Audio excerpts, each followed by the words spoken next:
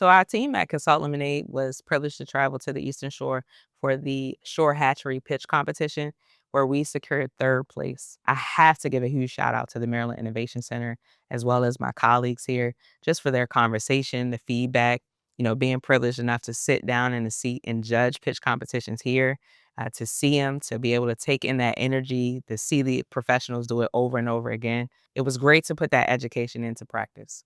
Surprisingly enough, people want to be a part of the pitch competitions here, actually on the stage. But just being in the audience is more than enough to be able to learn from, to see how it's done, to catch the do's and the don'ts. And I know that was beneficial for us to be in the audience and observe how so many people had come through and done it before. So I highly recommend that if you aren't pitching on the stage, you at least should be in attendance. Well, if you ever want to increase your probability of winning a pitch contest, we highly recommend that you take full advantage of design thinking. Shout out to Vance, as well as the pitch competitions.